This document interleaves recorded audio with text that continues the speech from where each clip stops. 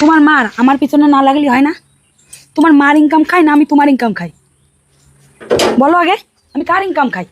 কি গো বলো, উত্তর দাও। তোমার মা আজকে পাড়ায় যায় আমার নামে বাজে বাজে কথা বলে আছে। আজকে যদি আমি যে ওই কথার উত্তর দিতাম তোমার মার সাথে তোমার তুমুল বেঁধে যেত। তুমি কি শুনতেছো না নাকি? আমি তো ওনার কোনো ক্ষতি করিনি।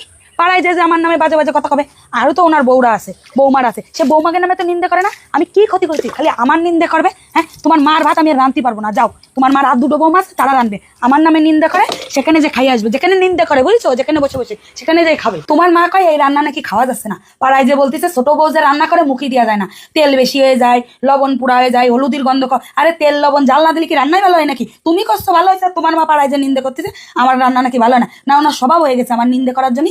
তখনই যদি আমি উত্তর দিই সে তুমুল গন্ডগোল বাজে যায়। আমি ভালো মানুষের মেয়ে বলে সেই সময় উত্তর দিন আমি বাড়ি চলে আসি। তুমি খাবা, তারপর তোমার কাছে জিজ্ঞাসা করবো দিব্যি তুমি বলতেছো ভালো হয়েছে, খাওয়া যায় না। ওনার কোন রাজপ্রসাদ কিনা রান্না দেবে? অত ভালো ভালো রান্না আমি পারবো না রান্তি, রান্নার লোক খুঁজে নাও গা, যাও। তোমার মা যদি সাত সকালবেলা আমার ঘুমেতে তুলেছে না, কাজটা কিন্তু ভালো হবে না। প্রত্যেকদিন ভোর 5টার সময় উঠায় আমার চা বানাই দিতে হবে। সেই চা গেলে নিজে ঘুমাবে 9টা পর্যন্ত। হ্যাঁ কেন, 8টার সময় চা খালে কি মহাভারত অশুদ্ধ হয়ে যায়? না 8টার সময় উঠোন ঝাড় দিলে মহাভারত অশুদ্ধ হয়? ওনার ভোর 5টার সময় উঠোন ঝাড় দিতে হবে, কালকে যেন আমার 8টা অবধি ঘুমাতে দেয়, তোমার আমি বলে রাখলাম।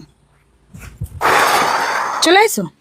তোমার মারে 2-3 মাস আগে যে একটা শাড়ি দিছিলে, সেই শাড়িটা তোমার বোন আজকে আমাকে বাড়ি পরে আইছে। তোমার বোনটাকে তুমি শাড়ি দাও না? তোমার মার শাড়ি তোমার বোনটা কেন দেবে? আর তোমার মা পাড়ায় যে বলে আসে আমরা নাকি শাড়ি দিই নে, ব্লাউজ দিই নে, ওষুধ কিনে দিই নে, কি পাইছে রাখি? তুমি না শুনে চলে আসলে কেন পুরো কথাটা? 2 দিন পর পর তোমার মা কবে কি আমার একটা শাড়ি কিনে দাও, ব্লাউজ কিনে দাও, দেবো শাড়ি ব্লাউজ কিনে, সেটা তোমার বোনকে দেবে। তোমার বোনকে তুমি দাও না? না তোমার বোনের বর তোমার বোনকে দেয় না? কি পাইছে কি? আমরা তোমার মারে শাড়ি দেবো, সেই শাড়ি ও পরে আসবে। এদিক শোনো, এই নাও এই বাটিতে হাঁসের মাংস কষা আছে, তোমার মা ওই ঘরে বসে রয়েছে, দিয়ে আসো, তোমার মা ভালো খায়। আর তুমি দিয়ে এসে তুমি বসো, তোমার খেতে দেবো। দীর্ঘ 5 বছর হয়ে গেছে আমাদের বিয়ে হয়েছে, এখনো পর্যন্ত তোমার আমি চিনতে পারলাম না। কি গো, কেমন আছে হাঁসের মাংস রান্নাটা? আসলে তুমি বরাবরই ভালো রান্না করো। শোনো, আমার মার স্বভাব চরিত্র না আমি খুব ভালোভাবে জানি। তো তুমি প্রতিদিন এইভাবে আমার বলে না, আমি বাড়ি আসলেই যে তুমি আমার এই যে কান গরম করো, আমার আর ভালো লাগে না।